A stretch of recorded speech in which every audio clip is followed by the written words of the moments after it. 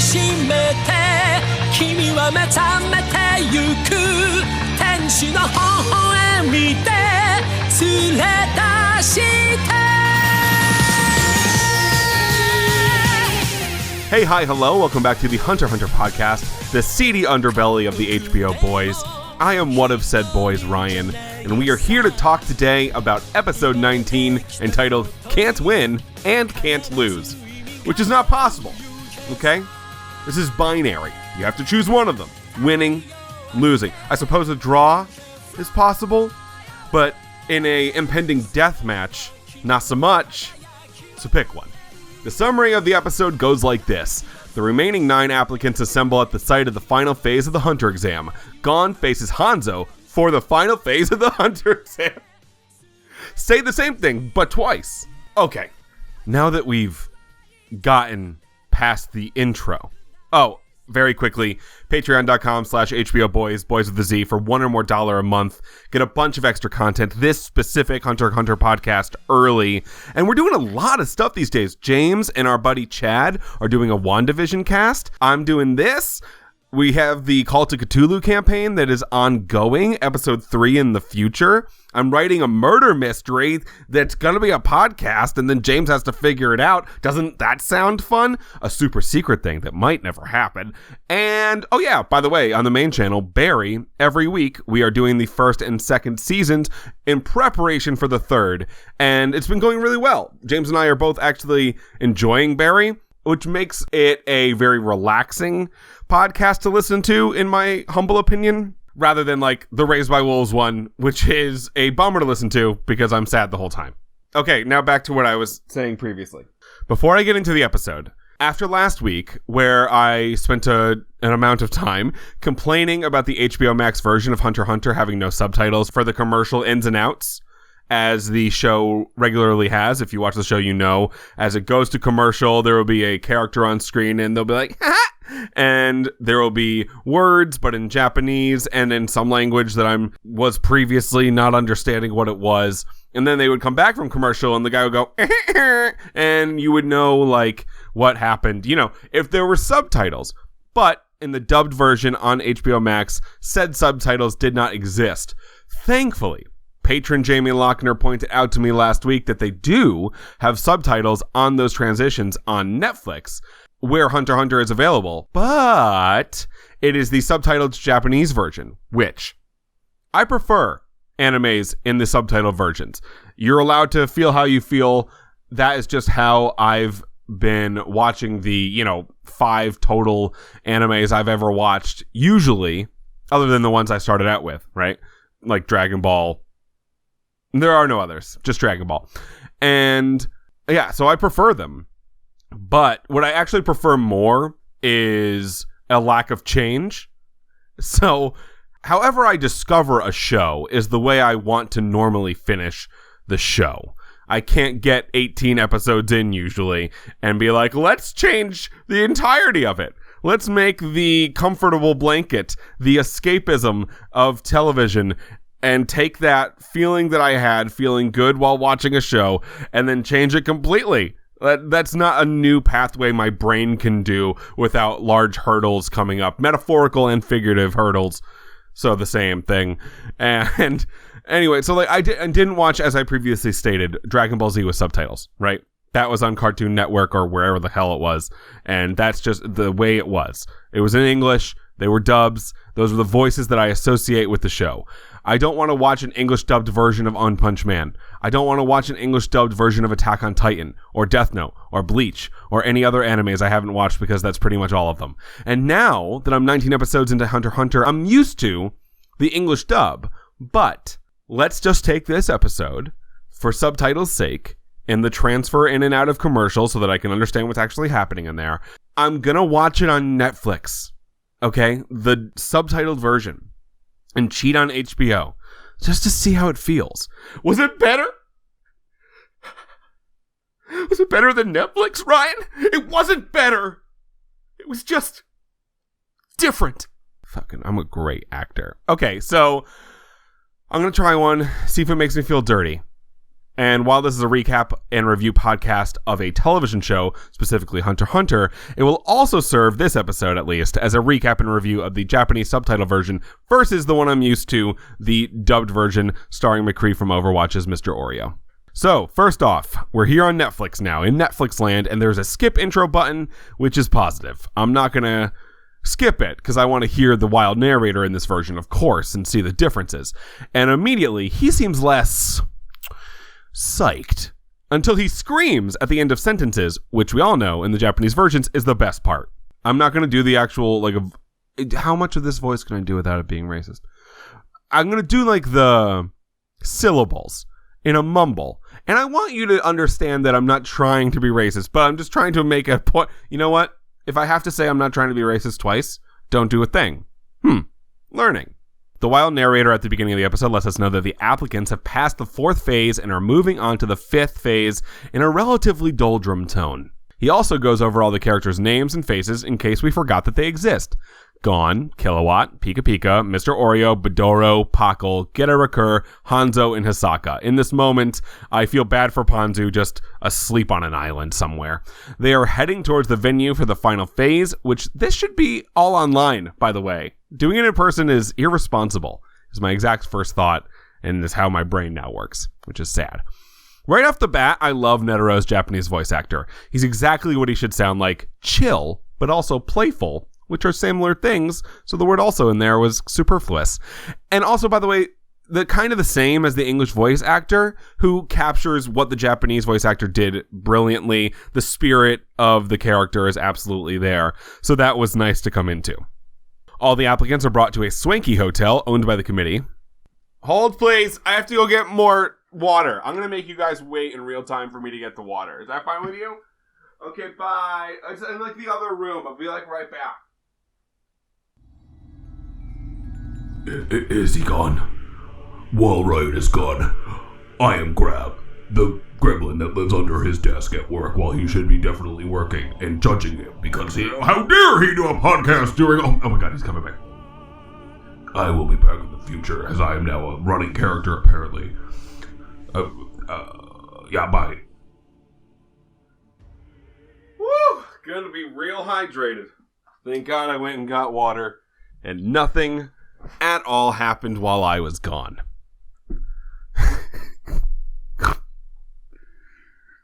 The liberties I take with your time. Okay. Where the fudge was I? Oh yeah. Netero shows the applicants a bracket, which is weird and will be the 5th phase. Gon's voice sounds exactly the same, by the way, in both languages, which is satisfying. Mr. Oreo sounds even more annoying, which I didn't believe to be possible. He has a higher pitched, gravelly shit voice, and I don't like him. I think I'm biased because of the overall hatred for the character. I'm sure the voice actor is doing a stellar job, and I just hate him. Apparently, the rules of this are you only need to win one bout to become a hunter. If you lose one, you move on to the next round for a chance to succeed once more, meaning that there will be one person who doesn't become a hunter at the end. The bracket is as follows. Hanzo and Gon face each other in the first round. The loser of that faces Pakal. The loser of that faces Kilowatt. The loser of that faces Getarakur. And on the other side of the bracket, Pika Pika v Hisaka, round 1, audible gulp. And the loser of that faces Bedoro. The loser of that faces Mr. Oreo. And whoever loses that faces the loser from the other side of the bracket. Which is all of this complicated. My guess as I was watching before I saw any results is that at the end of this, the one who doesn't become a hunter is Bedoro, because he's the one with the least amount of screen time, but Mr. Oreo will be a close second because he's a talentless hack. The bracket is weighted based on how well the participants performed in the 4th phase of the Hunter exam by Netero, who is making the point that Gon and Hanzo perform the best, which is why they get 5 chances to succeed, while everyone else gets 2. Kilowatt's fucking pissed about this. He objects to this measure, and his voice is better in the Japanese version, by the way. He sounds more like a Babberts. He sounds like a child, which I think is important because he is a baby assassin, and I think the more childish he sounds and the dichotomy between his sound and his actions just makes him more of an interesting character. What was the gremlin's name, by the way? I'm going to really have to listen to this back. I think I just made a noise for his name. You know, the gremlin who I don't know exists in the canon of this podcast. Anyway, Kilowatt's mad. He asks how they were all scored, and Netero, that goofball, shouts no at him in a fun and wacky way, like he's definitely not going to tell him. But then Netero does tell them how the scoring works, but refuses to tell them how they were specifically scored. Scoring is made up of 3 categories for him: physical strength, mental acuity, and lastly, overall impression. The impression that I get, I assume. While Netero breaks down what all of these mean, we see a montage of the exam so far, and at the end he says overall impression is definitely the most impactful aspect, and you're ranked higher if Netero thinks you have a higher hunter ceiling. So once you become a hunter, the amount of success you will have, which immediately pisses Kilowatt off even more as he takes offense to this and internally struggles with having less potential than his friend Gon, according to the committee. Which, this is cool. This is cool because Gon and Kilowatt have not had a external struggle placed upon them yet. And they are children, and while they are very talented children in their own regards, an external struggle will at some point rip them apart. And I like that it seems like said external struggle is going to be a ramp up. It's going to be many small struggles that are piled on top of each other and not just one large one. You know, like in a YA novel or a CW show, 2 characters who are young or, you know, just immature and old. You can be immature at any age. And to define immature, just like bad at being next to people and talking to them. One thing happens and they're just like, now our 20,000 year friendship is over. We like the same girl for 1 second, and now you and me, we're fucking done. That's so cheap. It's just a bad story to tell. And this I like more if they keep going with how it seems like it's going to be, which again is a struggle told over time. Yeah. Netero then further explains that weapons are allowed, and if your opponent gives up, you win. But if you kill your opponent, you yourself are disqualified immediately, which is going to be tough for Kilowatt, Hisaka, and Getter Kerr, I imagine. And if that happens, everyone else passes automatically. So if I was somebody in this exam, I would be hoping for somebody else's death, right? I'd be like, as long as somebody dies before me, I'm a hunter. Big bang boom. First up is Gon versus Hanzo. And I was like psyched when this happened. I was like, okay, cool. I'm glad that Gon and Hanzo was happening in this episode and we don't have to wait. I'm glad that this wasn't an episode describing what was going to happen and then they were going to be like, next time, and Gon and Hanzo's fate. Then, no, it is happening now and we're all psyched about it. They walk up to each other with a brass overture playing behind them, breaking down into the drum solo that accompanies many a Hunter x Hunter scene. Masta, like Pasta or Master, I'm not sure which one, is the name of the ref. He introduces himself, and Hanzo recognizes him as the dude that was following him for most of the 4th phase. Each examiner was apparently assigned to follow a participant in the 4th phase, and Hanzo is good at this shit, so he knew that. He picked it up. Gon thinks he didn't notice it. Kilowatt definitely says he noticed it. Pika and Oreo didn't. And Hanzo throws some interrogatories at Masta about the rules here. Your opponent must give up and can't be knocked out because that would preclude the verbally giving up, and they can't be dead, and there is no time limit. Boom, good luck. The bout then begins. We zoom in on the main characters as they say to themselves they hope Gon wins, minus Kilowatt, who says nothing, most likely because he's now a butthurt little baby. Hanzo immediately slaps the shit out of Gon, while Kilowatt says to himself, I would have dodged that easy. I'm much better at this. Hanzo shakes Gon like a goddamn baby who is asking for it and puts his knee against Gon's back in a submission hold while telling him to give up now. Gon will never give up, even though from the start it's very obvious that he is not at the same power level as Hanzo is, but his determination is respectable? Dumb? Both? This is Gon's hubris, his pride. I feel like this is a precursor to an eventual downfall. Not knowing when a moment is too large for him and never giving up. And this might be the moment. Obviously, it's not. There are a lot more episodes of this, and Gon is the main character. Although I do know, sadly, because I'm a FanWiki warrior, that Gon will not always be the main character of this show. But I feel like it's a little too early right now for him to just disappear and be murdered.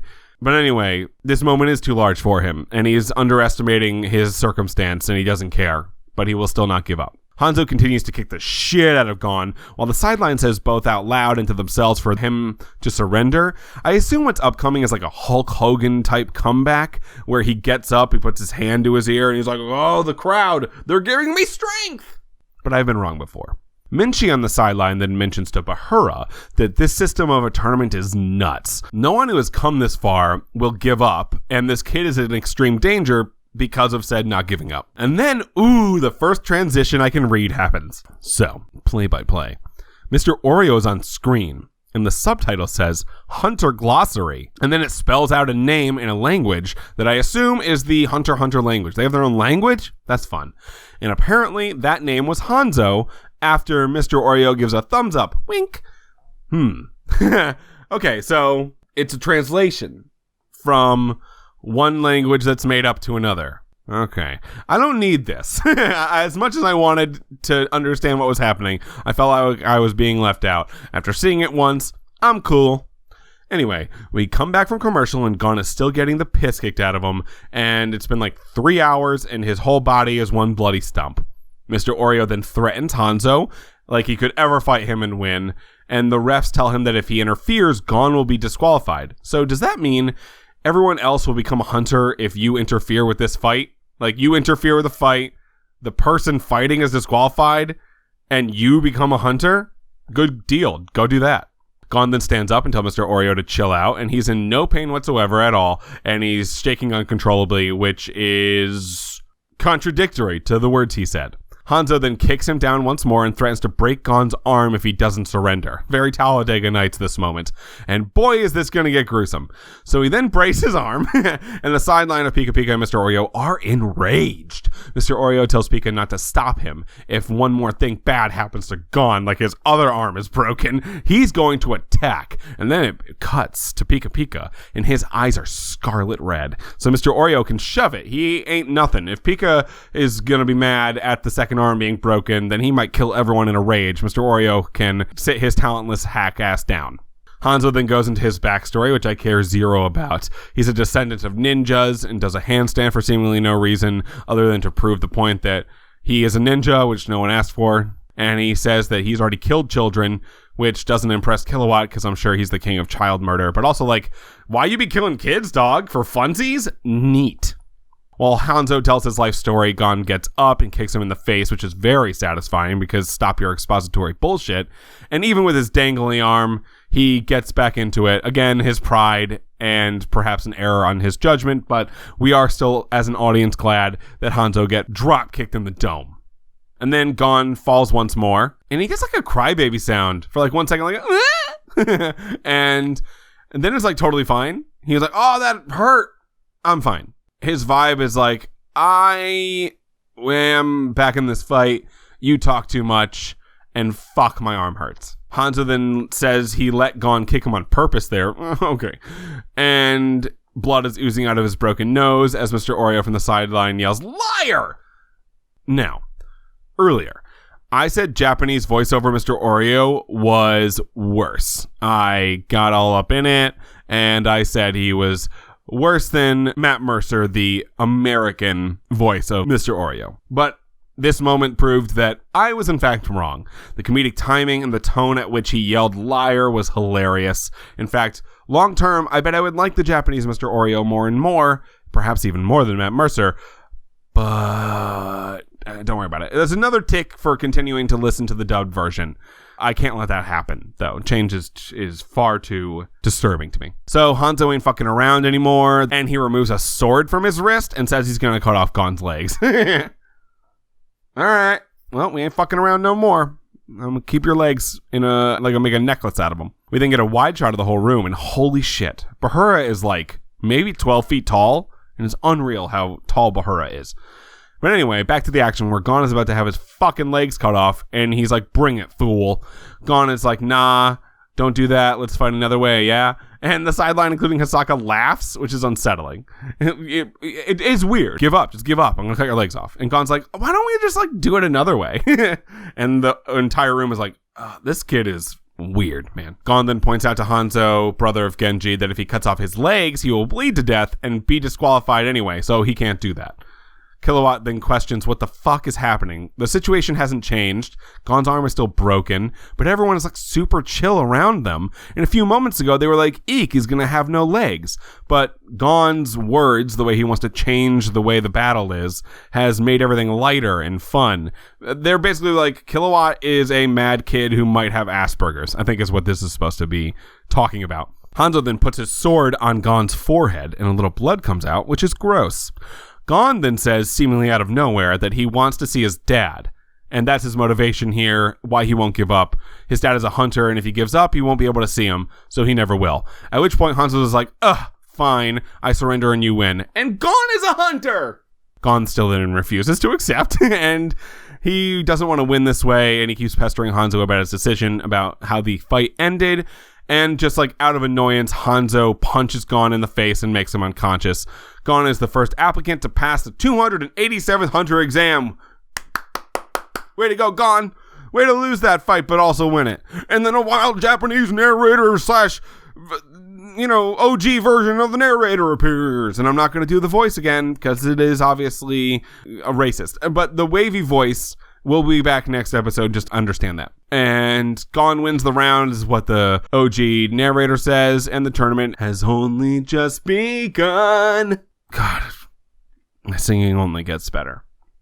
And with that, our journey into the OG subtitled version in the 19th episode is over. And I think, like I've been alluding to this entire time, if I had started watching it this way, I would have kept going with it. I like it better. It is better. I think it's better.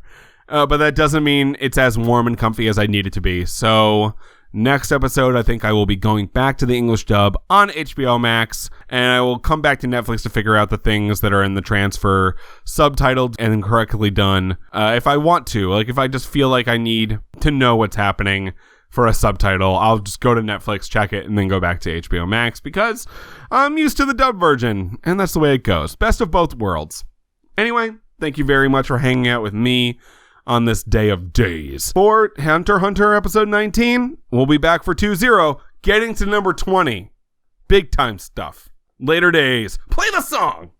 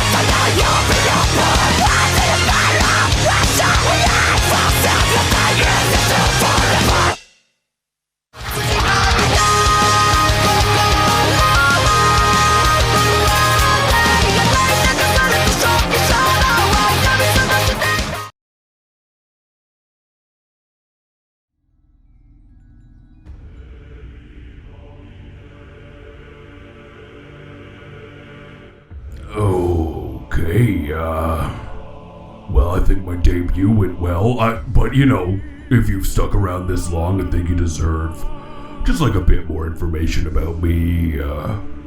He couldn't remember my name. I've just been living under his desk for a decade, but okay. Doesn't know my name. That's fine. I am Grout. It's like Groot, but less cute. And like the stuff that you find near mold. Because I'm dark I'm a demon. If you want to get into it. I am the comptroller in hell. I am hell's accountant. Okay? I love a few things. I love number 1, numbers. Okay? Number 2, torturing evil people. And number 3, again, numbers. Really into numbers. And I know that someone who likes numbers, this is gonna take... Anyway, this is the Grout Accounting Podcast, where a demon talks about just like good general accounting practices. And on the first episode is balance sheets, and I will be talking about them next time. Thank you just so much for listening. Fuck Ryan, that dude sucks. James is the best guy on this podcast by far. Yep, Chad's third, Ryan's second. Fuck Chad. Anyway, love you guys. See you next time.